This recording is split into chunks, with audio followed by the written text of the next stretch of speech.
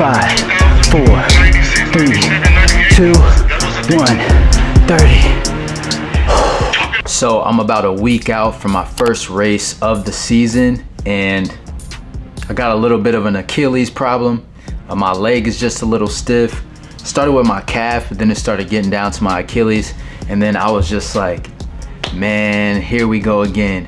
It seems like every time I get close to a race, that's always when the body shuts down or some weird stuff just starts happening, and I never really understand it. With that being said, I am doing a lot better. I went for a run today and it felt good. Did about 8 miles. But I wanted to make this video just to give you guys insight on how I get through injuries, and also to highlight the fact that I tried Jakob Ingebrigsten'S injury workout. He has this YouTube channel that I just found, and he just gives insight on all of his training. Yeah, I think it's really cool. I got it playing in the background, and yeah, he just gives like really good insight on everything he does. And I think he just suffered some type of injury not too long ago, and then he made a video about what he likes to do to keep himself fit while he's undergoing an injury and rehabbing. From what I saw in the video, he does 30 minutes all out on an elliptical.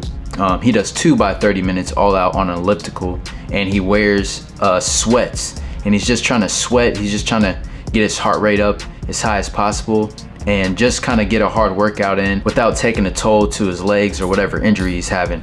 So I thought it was pretty good, and I wanted to implement it. I wanted to try it. I don't have an elliptical, but I do have a stationary bike, and I gave it a go, and man, it was very hard. I had a sweatsuit as well. I didn't just wear regular sweats. I had like a full sweatsuit that I bought from Walmart a long time ago, and I busted that out. And boy, when I tell you, I was sweating like crazy.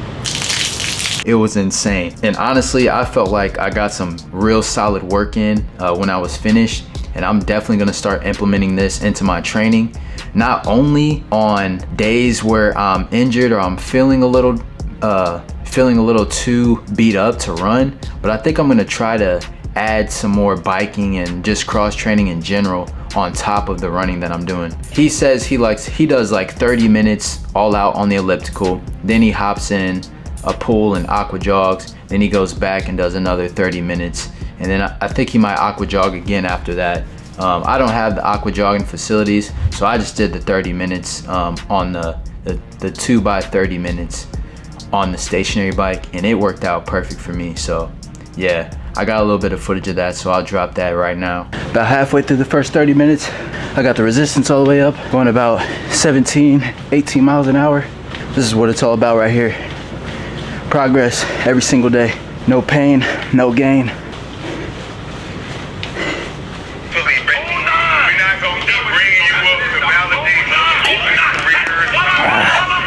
Two more minutes left in this first rep. I am completely dripping. Grind, baby. Grind. We love this. We love this. We're getting better. Every little ounce of pain I feel, we're getting better. 1 minute.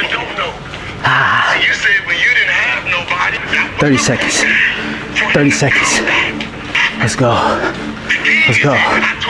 Let's go. Let's go. Let's go. Let's go. Let's go. 10, 9, 8, 7, 6, 5, 4, 3, 2, 1, 30. I'm gonna take about a 5-minute break and get right back on it. Yo, I'm literally dripping sweat. Listen to this.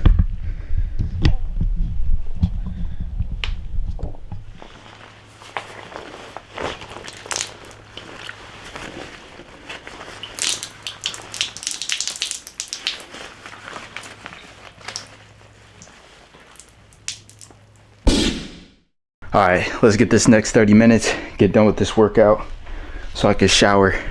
All right, round 2, baby. Nah, I'm not. I just think LeBron the greatest. He did everything. Does everything. 10 more minutes of pain. At this point than LeBron did. But I just think that was hard. We finished it. Yeah, man, I'm sweating my ass off. That was good. Good work. I'm gonna take a shower, stretch, get something to eat. Yeah, I think this is a really good plan. Like I said, I got this from Jakob Ingebrigtsen, and I like it. I'm gonna keep using it. And yeah, especially wearing the sweatsuit, it's a whole different workout with the sweatsuit on. I don't even know how much sweat I've lost, but it's definitely a lot. Yeah, gotta make sure I replenish, drink a lot of fluids.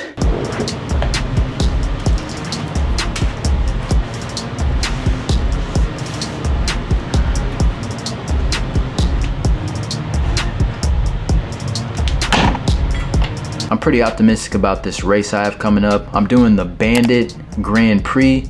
It's the first of its kind, they said. It's a 5K, 3K double at the Bandit Warehouse in Brooklyn, New York. They said it's gonna be a 5K like during the morning, and then you can qualify. If you do well enough in your race, I think you qualify for the second race, which is later in the evening, which is a 3K. So it's a 5K, 3K double.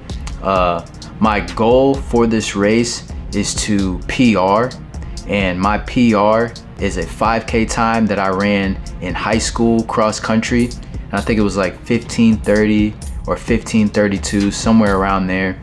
I haven't touched the 5K literally since then. In college, I ducked the 5K somehow, never ran it. I think I was injured before I had the opportunity to run a 5K. And then when my injury healed up, they ended up putting me in the 3K steeple and some mile races, and I just never got a chance to run the 5K. Yeah, I really liked the 5K back in the day. I've run one road race, 5K, last year, the St. Louis Trap Run, and I think I went like 15:50 there. I wasn't real trained up for it, so that was a pretty solid time for where my level of fitness was. So I'm hoping if I could just PR, that would be great. And then the 3K double, try to go for the win. If somebody there is insane, then I'll just, you know, fall into where I need to be. But yeah, I'm just gonna go there, have fun, feel the vibes out. New York is a cool spot. I love going to New York, so this will be a very cool time. And I'll try to film as much as I can, and you know, give you guys a look into that experience. So speaking of 5Ks, I've gotten asked a lot on how I go about running a 5K, or best ways to run a 5K. And what I always tell people is, you gotta run the 5K in 3 sections, the 3 miles, right? The first mile is all adrenaline. A lot of people like to start off the 5K too fast because they just got so much adrenaline, so hyped up. And if you run that first mile too fast, you're definitely going to struggle. Second mile, third mile, you're gonna have a hard time. So what I tell people is, use that adrenaline that you have up, that built-in energy, and sprint to your positioning. So whatever your goal is, position-wise in the race, just get out in front of some people or get yourself in a comfortable spot. And then as soon as you get to that spot, so we're talking like, you might be able to accomplish this in the first 100 meters, 200 meters. You sprint out and you get into the position that you want to get into, and you immediately got to calm down and start pacing yourself and not get overzealous. So that's how I always go about the first mile. I take that adrenaline, get myself to a good positioning, and then I immediately calm down and get into the flow of things. And then second mile comes around, and this right here is make or break. Second mile is the hardest mile because that's when the adrenaline is completely worn off, and now you're sitting there feeling the effects, feeling the pain of the pace. And this is the mental mile. I always say second mile is the mental mile. This is where you got to tell yourself that you're strong, you're good, and you're solely focused on pace. You're solely focused on hitting whatever pace it is that you're trying to hit for that second mile. You're holding position, you're checking your watch, making sure you're hitting your splits, and you're just staying locked in. You're gonna have to push harder than you did the first mile, a lot harder than you did the first mile to maintain. Now we roll around to the third and the final mile.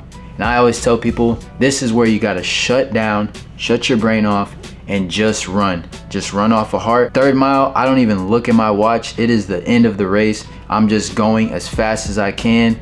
By that point, I assume you guys have trained. You kind of know what pace you're hitting. You've felt the pace before in training. If you're all trained up, then you'll be able to carry yourself through the third mile. You won't have to look at your watch because you'll kind of know exactly, or you know kind of where you're at. And you just want to race. And once you see that finish line, you got to start your kick and you got to finish hard. And that's a gist of how I go about running the 5K. And I feel like it's definitely worked for me in the past, and I'm gonna try to implement that at this next race. So yeah, that's just my advice on running the 5K. So what I've been doing to heal my Achilles is I start off with a warm Epsom salt bath in the morning, just to get my body nice and warm before I do anything, get some magnesium in me to soothe my aches and pains. And then after that, I go immediately into foam rolling. I'll foam roll my calves, I'll foam roll my shins, foam roll my hips, just my whole lower body, just to make sure I'm nice and loose.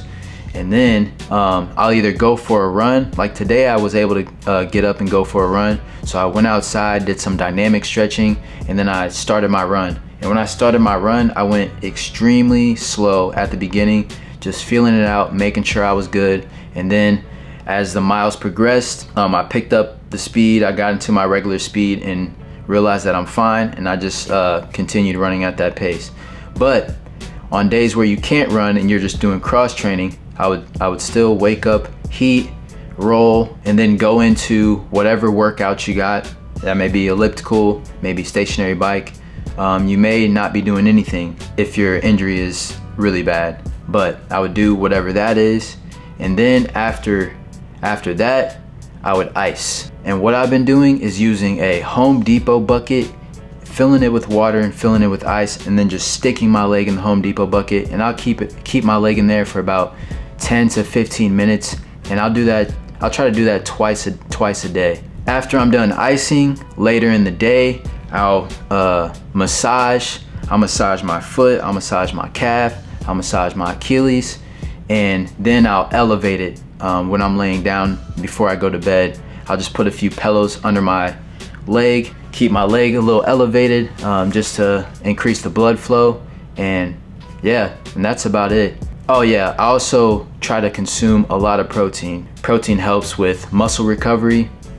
So I'm just racking in the protein, like 2 protein shakes a day. Every meal has a little bit of protein in it. So yeah, and then try to get good sleep, because sleep is where your body repairs itself. If you're not sleeping, then you're gonna definitely have injuries for way longer than you need to have them. So that's just been my protocol on top of this new Ingebrigtsen style training. And yeah, everything's been going good. I'm excited. I'm glad you guys are tuning in to what I got going on. I'm gonna keep making videos of my overall progression. And I'm gonna try to get some more like daily life type things in here too. I wanna do more of a vlog style on this channel. Just get to know me a little bit better and just see, you know, all the stuff that I got going on and just the grind it takes. Thanks for stopping by. This was a quick one, but as always, stay up, stay limitless, keep grinding, and stop doubting yourself, baby. Let's go.